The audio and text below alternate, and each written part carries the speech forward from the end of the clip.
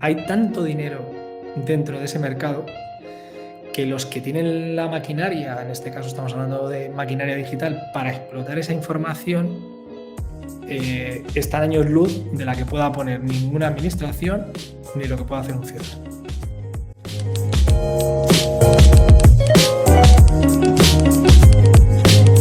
Bueno, Manuel, lo primero, sí, ya lo tengo. Lo primero, muchas gracias por venir y aceptar esta entrevista. Y como hemos dicho antes, nos gustaría que hubiese sido presencial, pero no ha podido ser. Y bueno, la primera pregunta que teníamos para ti es que, ¿qué características podemos decir que tiene o que definen actualmente al ecosistema digital? Bueno, la verdad que resumirlo en poco es difícil, pero bueno, voy a tratar, ¿no? O sea, yo creo sobre todo el ecosistema digital lo que tiene es diversidad, ¿no? Tiene multiplicidad, en el sentido de que hay diferentes, o sea, una multiplicidad real de voces, de canales, digamos, de estrategias, de soportes, es decir, representa un poco ese, en la parte buena, ¿no? Por decirlo de alguna forma, ese desideratum de lo que es la comunicación multidistribuida, ¿no? Con la capacidad de participar, pero es verdad que eso, que en el papel o que técnicamente incluso es viable, luego esconde, como hemos ido descubriendo con el paso de los años, pues alguna cara B, ¿no? Digamos, que no es tan asimétrico, o sea, que no es tan simétrico como esperaríamos, sino que en algunos casos se han ahondado algunas asimetrías. Pero creo que caracteriza eso, ¿no? Es decir, que esa idea de multidistribución, ¿no? De la capacidad de que se pueda intervenir de una forma directa, ¿no? Y no, a veces no tan mediada, por lo menos insisto en la parte como más visible, ¿no? Del fenómeno. Y eso pues tiene su parte positiva y tiene su parte menos positiva. Y digamos, andando en esas ventajas y desventajas, la principal es lo que tú has dicho de muchos canales y muchas voces, es decir, mucha participación. A ver, yo creo que eso tiene una ventaja en el sentido de que todas las voces se pueden escuchar, ¿no? Creo que tiene un inconveniente ese mismo factor que ha generado una ilusión de que todas las voces, o sea, una cosa es que todo el mundo tiene una voz y todo el mundo tiene la posibilidad de expresarla. ¿Qué ocurre? Que a veces eso ha dado la sensación en esta hora digital que se ha generado, que todas las voces para todos los temas valen lo mismo. Y eso creo que es uno de sus problemas, ¿no? Es decir, yo puedo decir algo en este ámbito porque me dedico a ello y porque trabajo en ello todo el día, pero si me estuviese preguntando sobre instalación de paneles solares, pues tendría el mismo conocimiento que tiene cualquier otro ciudadano que se ha interesado por cómo funcionan paneles solares, pero no me puedo ir a una tertulia o no puedo empezar a dar clases en Twitter o en Instagram o en TikTok sobre lo que son los paneles solares. Mi voz no va a ser la misma que la de un especialista que todos los días pone 10 instalaciones de paneles solares. Y creo que el aspecto positivo es eso, es decir, que ha democratizado la participación, la capacidad de intervenir, no solo de decir, ¿no? Sino muchas veces también de la posibilidad de participar activamente, ¿no?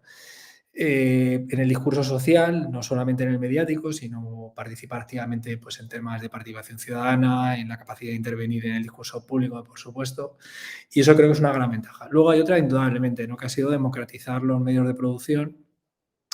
Yo me fascina, ¿no? Ya que voy cumpliendo algún año, cuando veo, pues eso, ¿no? Que vosotros estáis haciendo un reportaje multimedia, ¿no? O que estás haciendo un reportaje que tiene incluso pues la capacidad de ser cross media y de estar dentro de distintos ámbitos. Claro, eso hasta hace unos años era modelos de producción costosísimos, ¿no? Y creo que eso también es una enorme ventaja porque lo que favorece es que emerja un talento que antes era muy difícil a veces, que si no tenía determinadas condiciones pudiese hacerlo, ¿no? Y creo que eso es otro aspecto también muy positivo, ¿no? Que ha democratizado los medios de producción y por lo tanto y de distribución en cierta medida, aunque luego ahí se han generado otros cuellos de botella industriales, ¿no? Que sí permiten, digamos, emerger un talento que antes era más difícil porque normalmente no llegaba, ¿no?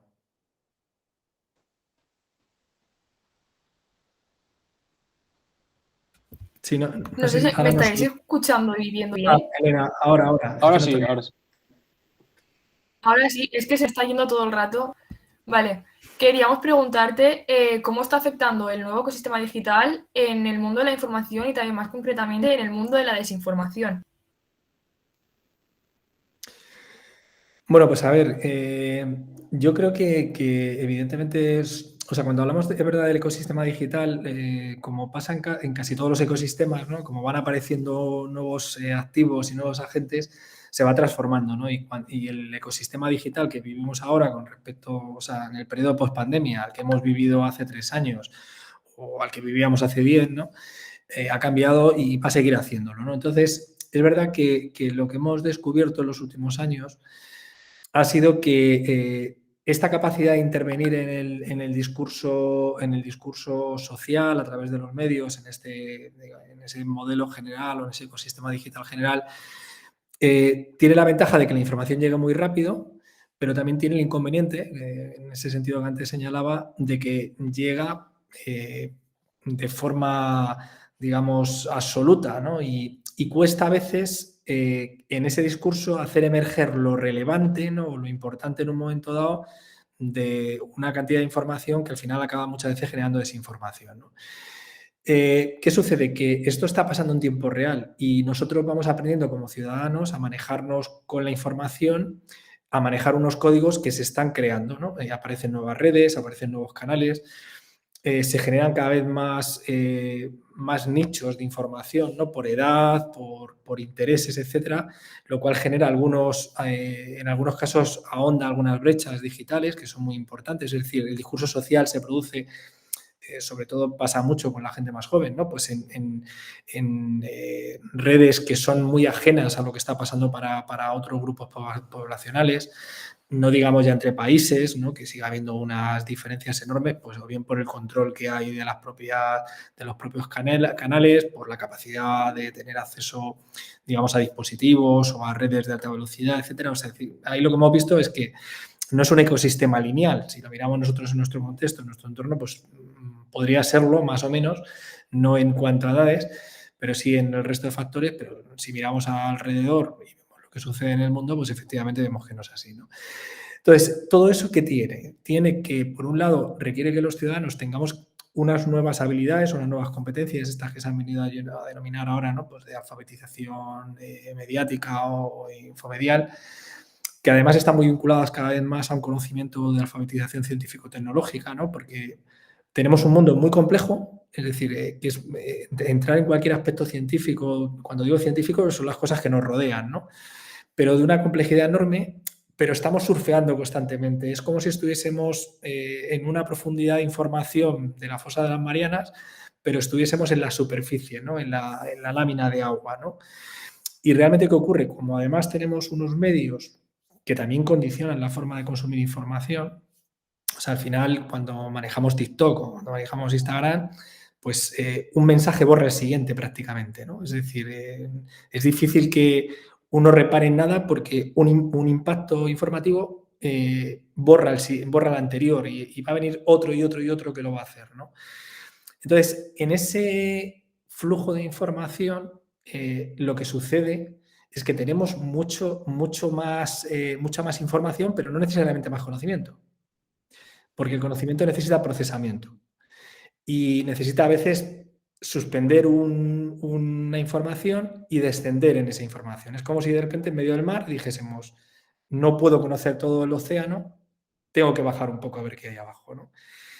Y en ese modelo, el problema es que, como la información es poder, y sabemos que es poder, el que tiene poder y tiene o quiere generar influencia, sabe que puede utilizar elementos psicológicos como los que estáis estudiando, pues de sesgos cognitivos, puedes utilizar ingeniería social, es decir, cómo utilizar determinados elementos, ¿no? para propiciar un determinado estado de opinión, ¿no? O generar una determinada agenda temática.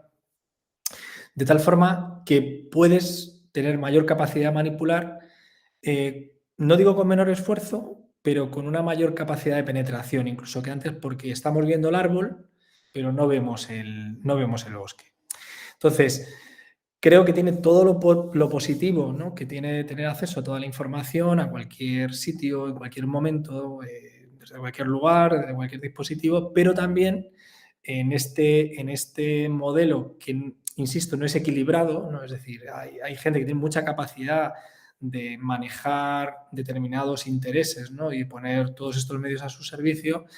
hay mucha capacidad de propagar más desinformación. Y sobre todo, y termino esta intervención con eso, de hacerlo explotando precisamente esas vulnerabilidades, explotándolas para generar cámaras de eco, para potenciar la polarización, es decir, cuestiones que son muy rentables, ¿no? Según para qué intereses.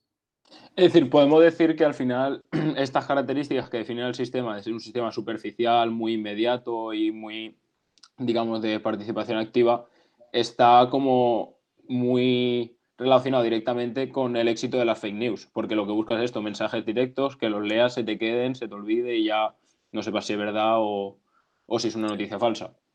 Claro, tiene que ver, o sea, digamos que el medio genera las condiciones, ¿no? Por si el medio no va a ser malo. De alguna manera, fijaros, lo que tenemos es un poco las posiciones como cuando antes, en su momento, ¿no? Pasó con la radio, pasó con la televisión, o sea, pues uno decía, no, es que he ido al cine y claro, la película no refleja lo que tiene el libro, claro, dices, no, es que el libro son 8 tomos y lo que estaba en 8 tomos te lo pasaba a una peli de 2 horas, ¿no? Pues claro, no puede ser lo mismo, tengo que seleccionar, tengo tal, ¿no? Es verdad que cada medio tiene su lógica, ¿no? Impone una lógica determinada tanto de producción de información como de consumo. Lo que tenemos es que es verdad que las redes sociales que más triunfan, o incluso la evolución que han tenido las redes sociales ha sido cada vez a un modelo de información más visual, más iconográfico, más que por su propia naturaleza es más polisémico, es más emocional, ¿no? Es decir, al final los colores, las formas, ¿no? Pues digamos, psicológicamente, digamos, tienen una capacidad de llevarme más a lo emotivo, ¿no? Digamos, a la parte más reptiliana del cerebro, ¿no? Al cerebro más antiguo, ¿no? Y si quieres, eso por un lado, y luego la propia forma de generar el proceso de información, que es muy multioscópico, ¿no? Es decir, rápido, es vertiginoso, hace que haya poca reflexión. Y evidentemente, si yo, por ejemplo, el otro día hablaba con un chico que estaba haciendo también un trabajo final de grado sobre esto, y me preguntaba, dice, bueno, la verificación de información. La verificación de información es un principio básico del periodismo, ¿no? O de la historia, o de los historiadores. Es decir, no debería contar nada si no he verificado previamente con varias fuentes que eso tiene visos de realidad, ¿no? ¿Qué sucede? Claro, verificar una información básicamente es tiempo. O sea, es alguien que se para, ve una cosa y va a comprobar, va a comprobar, va a comprobar. Yo a veces me pasa con estudiantes de nuestra universidad que les pregunto, ¿cuántos periódicos leéis en un día? ¿No? Ya no digo impresos, que ya ninguno, pero digitales, ¿no? Contrastas una información y ves qué impacto tiene aquí, tiene, por ejemplo, fuera, ¿no? En otro país, ¿no? Cómo se ve la misma información desde diferentes prismas. Y a veces me sorprende porque dicen, no, dices, pero si eres de periodismo, ¿cómo no vas a ver diferentes fuentes de información? ¿Qué ocurre? Que eso va muy en contra de cómo funcionan estos medios. Porque tienen esa capacidad, yo siempre, ya os digo, me recuerda un poco a ese principio de cuando grabábamos en cintas de cassette, ¿no? Y tal, que la cabeza iba borrando constantemente lo que había anterior, ¿no? Entonces, el segundo después ya ha borrado el segundo de antes. Y rara vez paramos, porque además tiene algo seductor, o sea, tiene algo atractivo, ¿no? Ese flujo, porque de alguna manera no me hace pensar, ¿no? Y pensar siempre es algo, un punto traumático, ¿no? Porque me obliga, ¿no? Me exige, ¿no? Entonces, creo que estos medios propician eso. ¿Qué ocurre? ¿El problema lo tiene el medio? Bueno, el medio es así. Lo que tenemos que es educar o intentar proveer de herramientas para saber manejar el medio y conocer que hay gente que tiene intereses, que eso no lo podemos obviar, que van a explotar cualquier vulnerabilidad que pueda utilizarse con ese medio como con cualquier otro. Y ahora están estos. O sea, yo lo que quiero decir es que no victimizo el medio. Lo que creo que tenemos que ser conscientes es que siempre va a haber alguien que va a utilizar una tecnología, la que sea, para sus intereses. Y estos facilitan mucho hacerlo en algunas ocasiones. Lo que ha ocurrido de alguna manera también es que Internet, los algoritmos, el conjunto del mundo digital han hecho que se cree una verdad a la carta. Claro, fíjate, ahí esto es muy interesante lo que planteas. O sea, lo que hemos cambiado, claro, yo que por ejemplo cuando yo era estudiante, ahí por el año 80 y tantos en la Facultad de la Complutense, Claro, estudiábamos programación, por ejemplo, ¿no? Claro, imagínate lo que es la programación, el concepto de programación hoy en día. O sea, de verdad que era imposible pensar que íbamos a experimentar lo que estamos viviendo ahora en aquel momento. Claro, realmente, ¿qué ocurre? Lo que tenemos es que cada vez ha habido más tecnologías que han posibilitado realmente, digamos, que el espectador, por un lado, vamos a entenderme, el espectador, el usuario, como lo queramos llamar, pueda controlar una parte del discurso, ¿no? Yo siempre decía, me acuerdo de un profesor que yo tuve que decía, el mayor invento fue la pausa, ¿no? Es decir, cuando tú podías parar, ¿no?, una película, ¿no?, de repente, o darle para atrás o darle para adelante. Luego eso, pues, las plataformas digitales lo llevaron a su máximo, ¿no? Pero de repente tú podías manipular el discurso desde el punto de vista de la representación temporal de este. Y luego lo que han aparecido son tecnologías que, alimentándose de mi comportamiento, es decir, en tiempo real, siendo capaces, digamos, de no solamente como hacíamos antiguamente, ¿no?, que le decíamos a alguien, oiga, ¿usted qué ve?, ¿no?, y te hacía una encuesta a la entrada de un cine o en un centro comercial, o colocaba los famosos sistemas, ¿no?, para medir audiencias. Pues ahora lo que tenemos es que en tiempo real yo puedo estar capturando miles de eventos de lo que tú haces, ¿no?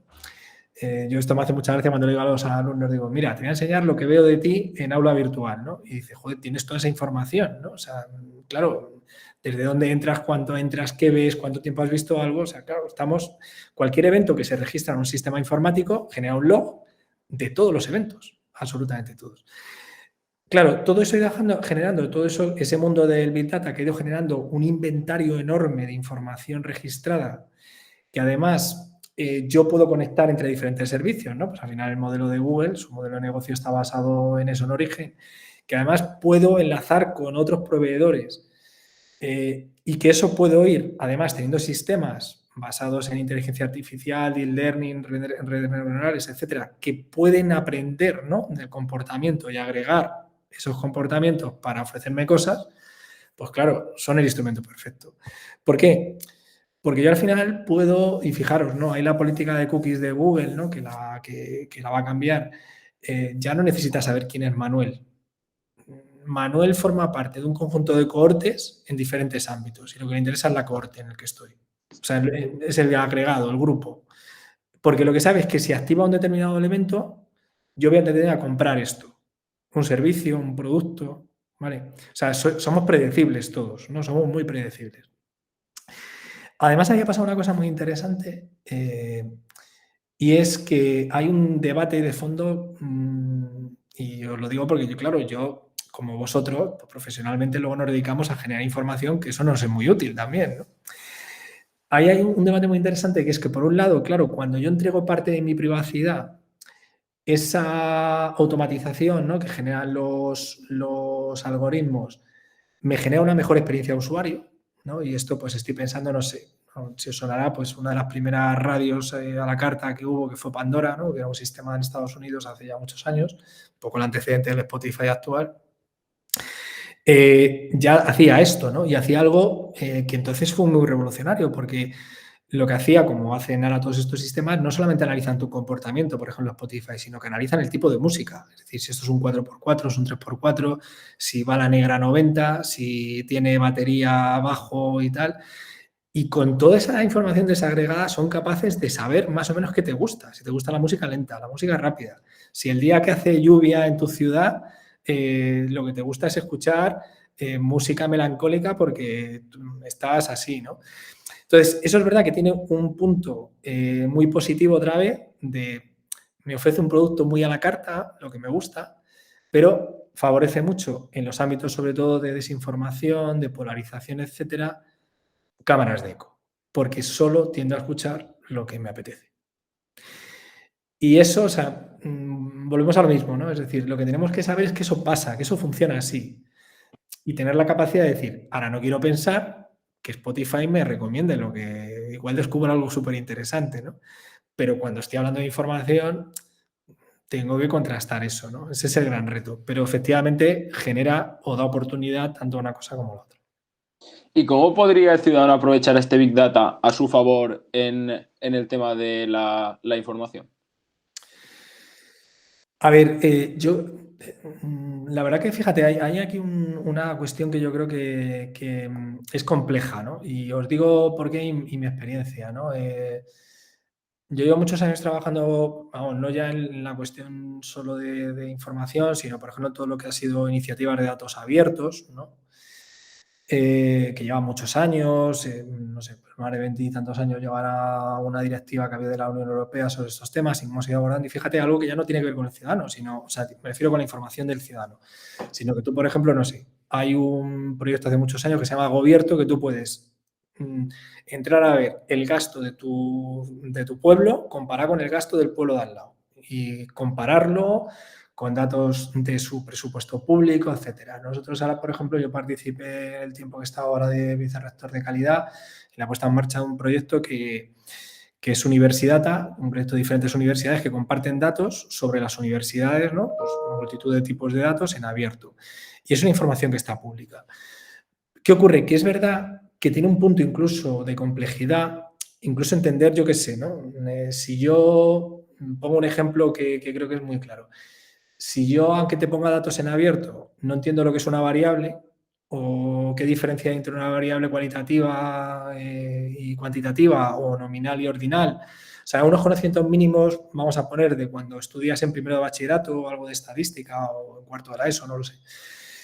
Es complicado. O sea, es que hay una barrera que parece trivial, pero no lo es. No entender un gráfico, ¿no? Un poco complejo, yo qué sé, el típico gráfico de un anillo, ¿no? De tipo radial. O sea, hay veces que hay un conocimiento que es muy importante trabajarlo a veces, o sea, hay un reto, yo creo, en el ámbito escolar, ¿no? De que realmente ese conocimiento sea más práctico, ahora que estamos en el debate en la modificación de la ley educativa, ¿no? Y de los decretos, porque a veces enseñas a alguien a hacer derivadas, que nadie dice que no sean importantes, pero no les enseñas a interpretar la realidad de un gráfico en la que le están explicando el gasto público de su comunidad autónoma o de su... O sea, y no lo entiende, y es un ciudadano que luego tiene que tomar decisiones, vota, o por ejemplo, que me expliquen cómo puedo participar en un presupuesto participativo en mi población, ¿no? Para mejorar determinados servicios, ¿no? O sea, yo creo que hay un reto que va primero por ese punto, ¿no?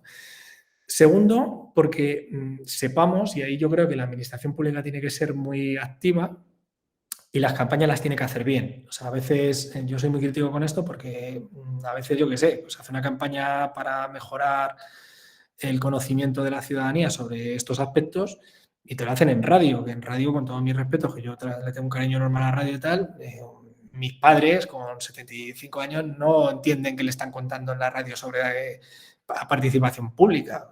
Pues no es el camal, pero es barato, sale rentable sacarlo y ya está. Entonces, yo creo que hay que hacer mucha pedagogía desde la administración pública, hay que generar canales que realmente permitan comprender mejor, ¿no? O sea, por ejemplo, un caso muy claro ha sido lo del GPRD, ¿no? Y la Ley de Protección de Datos. Al final, eso para la gente es un lío. O sea, al final, ¿qué hace todo el mundo? Le da a todo que sí, ok a las cookies y ya está. Como si estoy vendiendo mi alma. Porque tiene una complejidad importante. Al final, si le habéis echado un vistazo al RGPD o a la Ley de Protección de Datos, hostia, te tienes que poner... Ya no haces nada en ese mes. Claro. Entonces, estamos hablando de sistemas que son muy complejos, que a veces no siempre es sencillo que la ciudadanía pueda participar de forma directa. Y lo que tiene que hacer, creo sinceramente, porque eso no se le puede pedir al mundo privado, es que la administración pública tiene que poner medios, facilitar formación, difusión, para que eso realmente yo sepa qué puedo hacer con eso. Y aún así ya os digo que seguirá siendo hiperasimétrico, porque hay tanto dinero dentro de ese mercado que los que tienen la maquinaria, en este caso estamos hablando de maquinaria digital, para explotar esa información, está a años luz de la que pueda poner ninguna administración ni lo que pueda hacer un ciudadano. O sea, que eso también hay que tenerlo claro. Mira, esta mañana hablábamos en una reunión con gente que está en este ámbito, entre ellos de Maldita, y justo hablábamos de esto, ¿no? Es decir, fíjate, una idea que yo creo que es muy interesante del enfoque que están haciendo algunas entidades de fact-checkers y demás, es entender que esto es un problema global y que, por ejemplo, un elemento clave es la participación pública. O sea, es tan asimétrico el asunto que lo que necesitas es que haya mucha gente colaborando. O sea, si yo, por ejemplo, sé de flores y alguien saca un bulo que dice que las margaritas ahora en primavera son venenosas, pues yo, si soy especialista, debo intervenir en el discurso público. O sea, que también necesitamos un poco de alguna forma que ese tejido, ¿no?, a través de las organizaciones civiles, también cada vez tengan mayor capacidad de intervenir de esta manera, ¿no? Porque si no, insisto, es que es un negocio muy suculento y los ciudadanos siempre van a estar en una situación de, digamos, de asimetría pura con respecto a lo que es la maquinaria de explotar toda esta información. No sé tú. Sí, es que como me va, luego no me va, Carlos ya no sabe cuándo hablar. Las estructuras de las redes sociales, bueno, sí, de las redes sociales, sobre todo de Twitter, que yo creo que es uno de los principales canales de información para mucha gente, nos están haciendo cada vez más reducir nuestro pensamiento crítico y reflexivo. A ver, yo lo que creo, en línea de lo que decíamos antes, es que lo que ha cambiado es la dieta mediática, ¿no? Cuando hablamos el concepto de dieta mediática, yo creo que nos ayuda muy bien a entenderlo porque es muy metafórico, ¿no? O sea, de alguna forma es como si estás comiendo, o sea, comerte un snack no es un problema. Lo que es un problema es comer todo el día, todos los días snack. Ese es el problema, ¿no? Entonces, ¿qué ocurre? Claro, comerte una bolsa de patatas fritas es fácil. Vas, la coges, pagas el euro y pico que te cuesta, la abres, te lo comes y si tienes una bebida, ya de momento te has quitado el hambre. Claro, hacer un cocido, hacer un tal, pues lleva mucho tiempo, son horas. Entonces, seguramente me voy a alimentar mejor, ¿no?, si hago algo más elaborado. En la dieta mediática pasa exactamente igual. El problema es cuando, si yo analizo la dieta mediática de alguien, toda la información que le llega son informaciones breves de 144 caracteres, 288, o le llega a través de 200 imágenes que ha visto ese día en Instagram o vídeos en TikTok y en Instagram. Si eso es lo que te informa, es que es difícil. O sea, nosotros, por ejemplo, que en otro ámbito hacemos comunicación científica, yo siempre lo digo, yo te puedo decir que estamos haciendo un proyecto de long COVID y decirte qué es lo que está haciendo un grupo, pero no te puedo explicar la complejidad de cómo abordar el dolor facial que te queda si tienes long COVID, lo que hay detrás, es imposible, eso no lo puedo contar porque si te hago algo muy, muy complejo, algo muy largo, no lo vas a ver. Entonces, yo creo que la lógica que tienen estas redes, o sea, lo interesante es si yo, que además coincido contigo, ¿no?, si yo utilizo Twitter para ponerte algo que te lleve a otra cosa, ¿no? De hecho, luego voy a mandar un acto que hacemos justo la semana que viene, que se puede seguir en línea, que es con los compañeros de Maldita, sobre cómo se está trabajando el tema de verificación, ¿no?, en la guerra de Ucrania. Por si lo queréis echar un vistazo, que es el miércoles que viene de 5 a 7 de la tarde. Entonces, yo puedo lanzar eso por las redes para que alguien lo sepa y luego vaya a la información. Pero al final, claro, allí lo que vamos a hacer es trabajar 2 horas, pues ellos contando cómo están verificando, haciendo ejemplos, tal. Tienes que dedicarle tiempo y al final es un poco lo que decíamos, ¿no? Si yo quiero poder interpretar mejor la realidad, al final hay una parte que requiere sosiego, ¿no? Fijaros, una cosa que se está viendo mucho que pasa con la desinformación.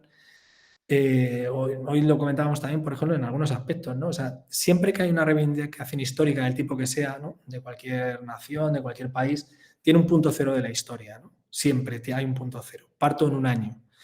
Y normalmente suele ser algún tipo de agravio, siempre, ¿no? Eso siempre es así, ¿no? Claro, cuando pensamos en la historia a largo plazo, la historia es un devenir, no es un momento. O sea, luego hay momentos, ¿no?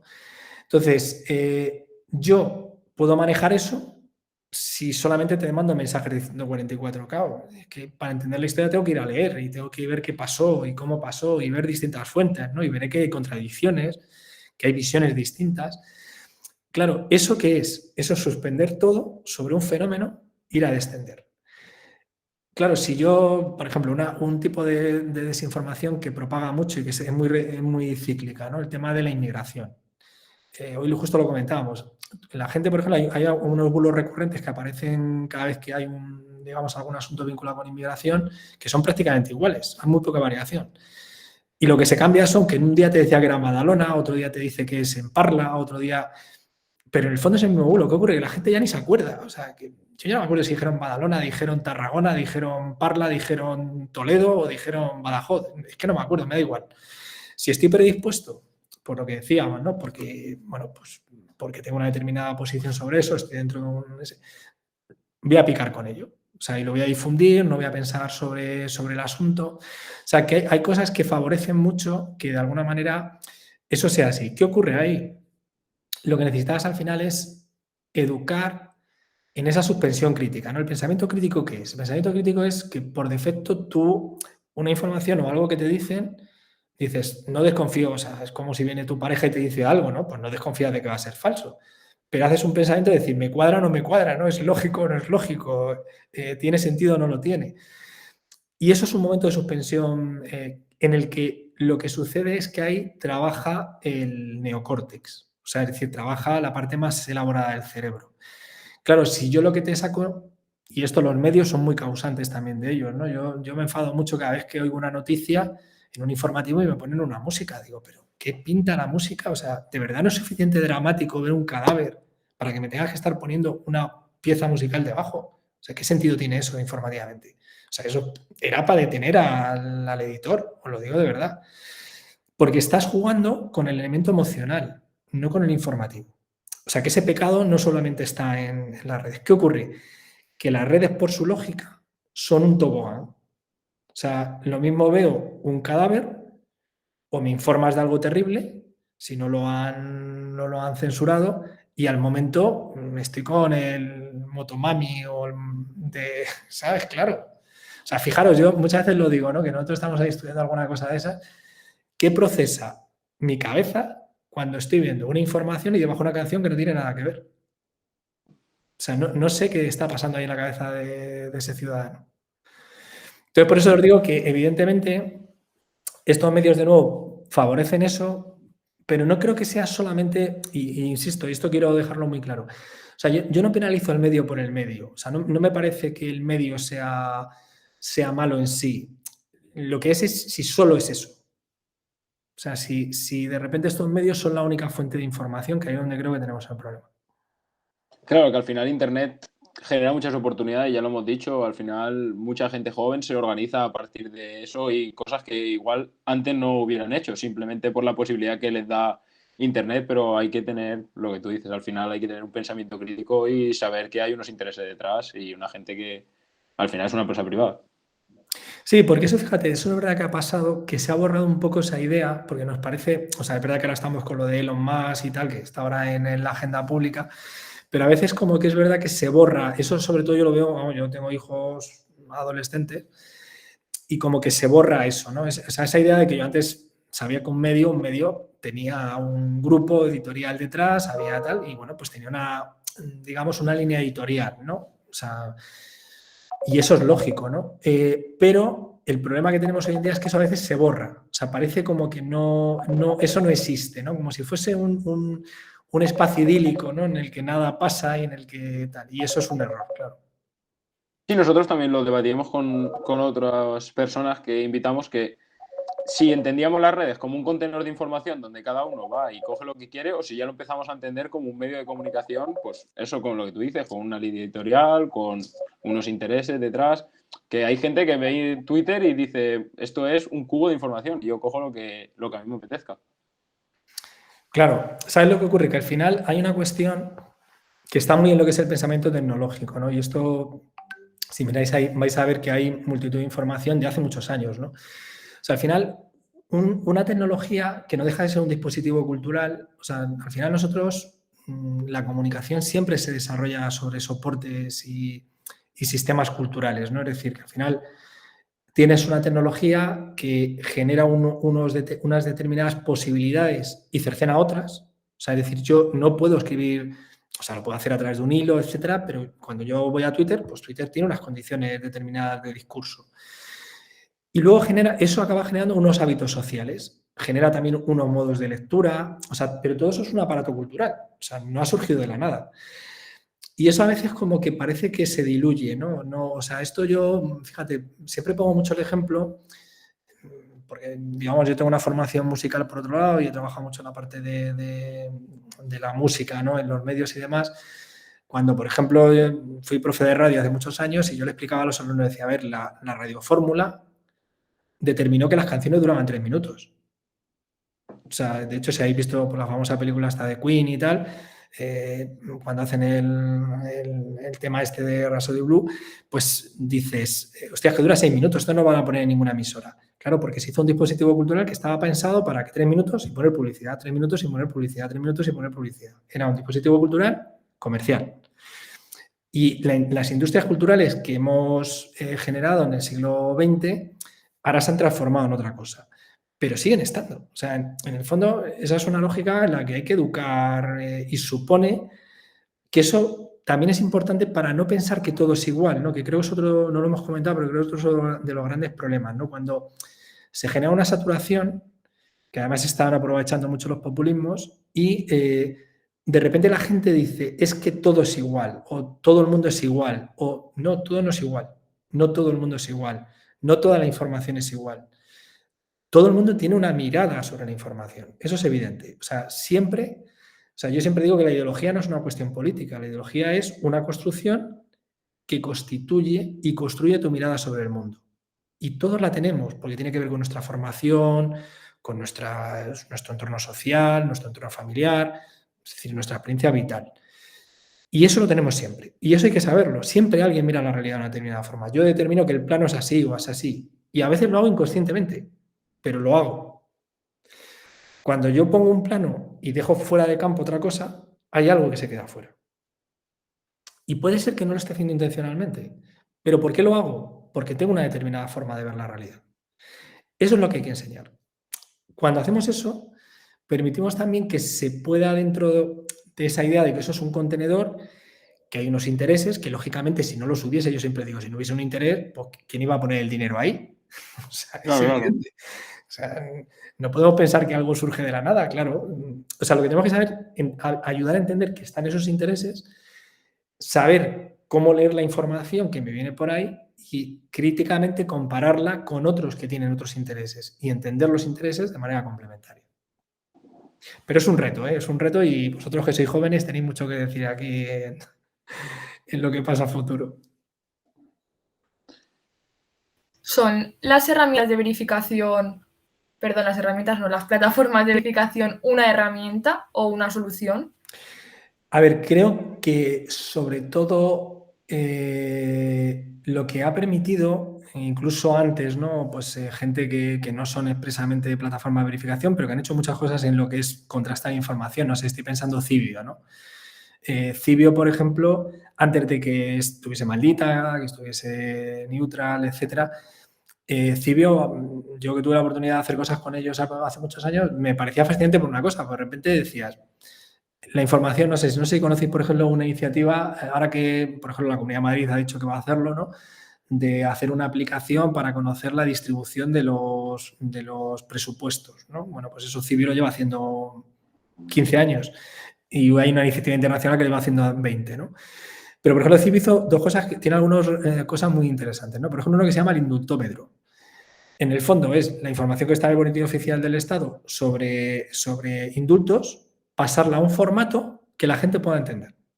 O sea, yo no me voy a poner todos los días a leer el boletín oficial del Estado a ver cuántos indultos hay. Ahora tú te vas al indultómetro y ves cuántos indultos hay, cuáles son las casas de los indultos, etc. Bueno, pues en este caso una organización sociedad civil lo que hizo fue traducir una información que deliberadamente o no era confusa, ¿no?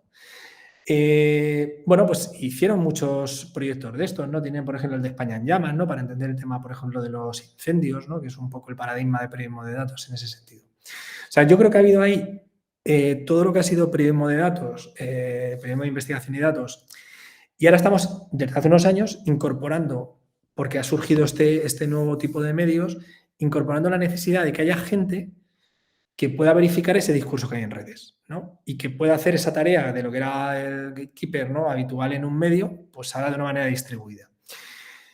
Y lo más interesante, y creo que efectivamente son una herramienta imprescindible hoy en día. O sea, no digo que sean la solución, de hecho ellos tienen claro que no lo son. O sea, ellos en general creen que vienen a ayudar, ¿no?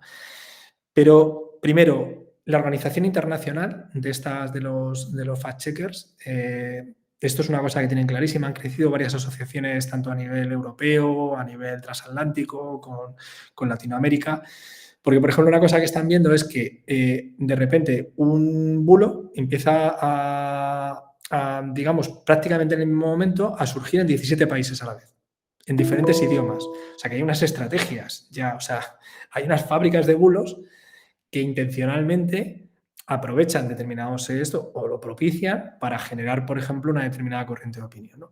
Entonces, esas asociaciones, como la Asociación Internacional de Periodismo, que también están haciendo esa tarea en otros ámbitos, eso es fundamental. O sea, por un lado, lo que son los fact-checkers, pero luego ese carácter, digamos, de carácter global que están generando. Y luego, en torno a eso también otra cuestión, lo que os decía, trasladar eso a la sociedad civil. O sea, que si yo descubro como están haciendo, por ejemplo, con temas de inteligencia artificial, con el chatbot, por ejemplo, que tiene de WhatsApp maldita o iniciativas similares, de tal manera que de una forma fácil, si yo hay algo que leo y me parece que es falso, pues que pueda contribuir a esa parte de captación de información que a veces es muy complicada porque es laboriosa y no llegan, ¿no? Y entonces, o sea, yo lo que creo es que estamos en el buen camino en ese sentido, pero todavía, o sea, es una herramienta imprescindible, necesaria, pero tenemos que seguir avanzando. Sí, al final, bueno, creemos que tiene que ser pues algo transversal, como tú has dicho al final, algo educacional, plataformas, que se tienen que sumar medios, que se tiene que sumar la administración, que si podemos se tienen que sumar las plataformas. Y al final teníamos una última pregunta y es, ¿qué papel crees que van a jugar las personas o los individuos como personas únicas en esta lucha contra la desinformación? Yo creo clave, o sea, al final y conectando con esto que decíamos ahora, es un elemento, posiblemente es el gran elemento, ¿no?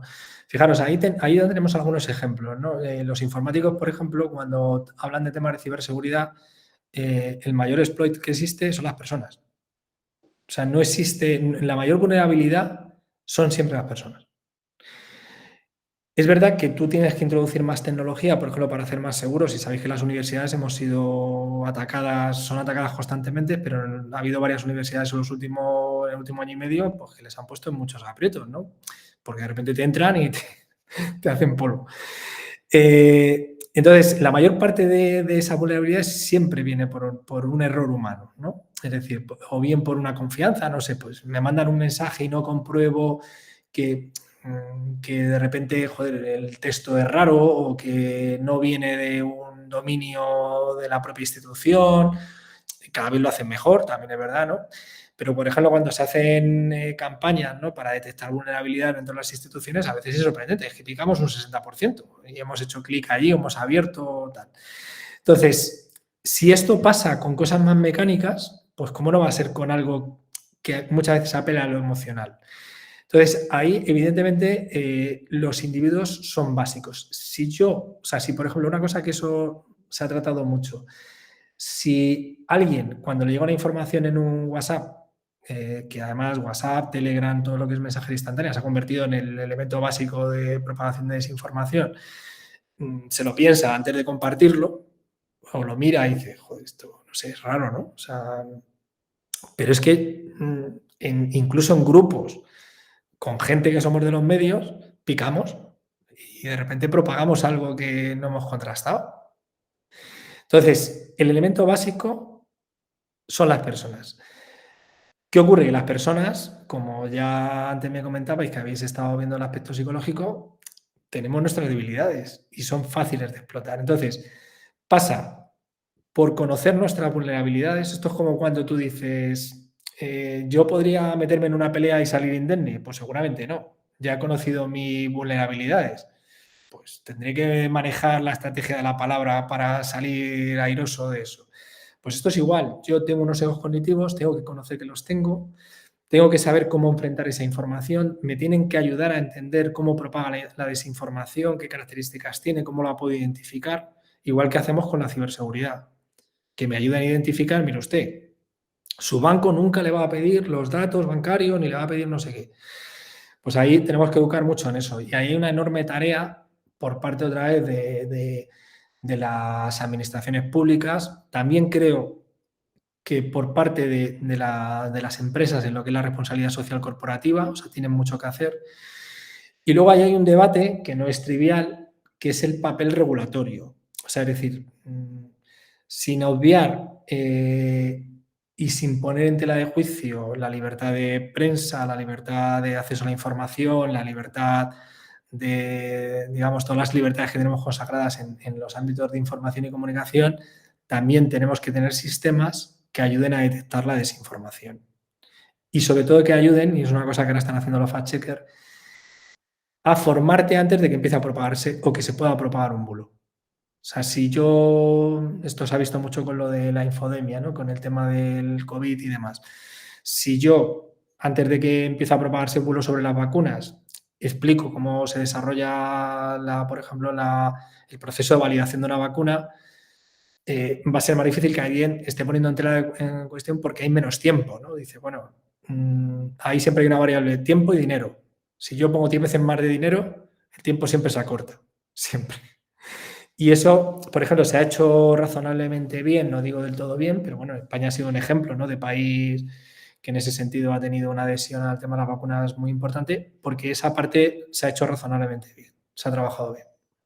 Sí, al final lo vimos que conforme avanzaba la información sobre la vacuna y que era un éxito, que reducía y tal, la gente acudía más a vacunarse. Es decir, contra más información a favor del fenómeno, pues menor era, digamos, pues la sospecha o la duda acerca de la vacuna y tal. Y luego hay una cosa que es básica y es la máxima transparencia, o sea, que sabemos que luego no siempre se da, pero la máxima transparencia por parte de los organismos públicos. La transparencia y la rendición de cuentas son dos instrumentos clave para luchar contra la desinformación. Porque esto, por ejemplo, se ha visto mucho en los temas de la pandemia, ¿no? O sea, se ha visto mucho, por ejemplo, si habéis visto el último, por ejemplo, Reuters, el último informe que hizo, trataba esto en uno de los apartados, pero hay otros, ¿no?, de la OMS y demás, que se ha visto dos cosas clave. Cuanto mayor nivel de formación en los países medio, no siempre, o sea, esto no son dos variables que hacen correla de manera directa, pero normalmente en los países que, digamos, hay más formación media, normalmente ese tipo de desinformación propaga menos y la gente acude a fuentes, digamos, oficiales. Y luego la otra cuestión básica también es que cuanto mayor confianza, o en general cuanto mayor confianza tienes, por ejemplo, en tu sistema sanitario, etcétera, también la gente, o sea, cuando la gente confía más en sus instituciones, las cree más. O sea, que son buenos indicadores para tenerlo también en cuenta. Por eso os decía que ahí el papel de la administración pública es muy importante, entendiendo que si tú das confianza, las fuentes oficiales serán de confianza. En los países en los que tienes muy poca confianza, nosotros, pues bueno, en España es verdad que en general el sistema público es un sistema, digamos, que todo el mundo está convencido de que es mejorable como todo, pero es un buen sistema. Entonces se confía mucho en él. Y eso ha sido uno de los elementos clave que hemos tenido en esto. Lo cual da pistas también, ¿no?, sobre que eso es básico. Cuanto más transparentes, más fiables, más rendición de cuentas hagamos, pues la gente tenderá a confiar más en lo que le decimos. Cuando menos, lo que tú no cuentes, pues vendrá alguien y lo cuenta o se lo imagina. Pero si es atractivo, se compra. Bueno, Elena, no sé si tienes alguna pregunta más. No, es que tenía el micro silenciado. No, yo creo que hemos abordado todas las que teníamos y bastante bien. La verdad que, Manuel, un placer, te lo decimos otra vez, y muchas gracias por aceptar para formar parte de... Me alegra poder colaborar y desearos que hagáis un trabajo extraordinario y nada, ya cuando lo tengáis, si queréis compartirlo, pues nada, Te lo encantados. Claro. Te lo compartiremos. Muchas gracias. Bueno, cuidaros. Un placer. Hasta luego. Gracias.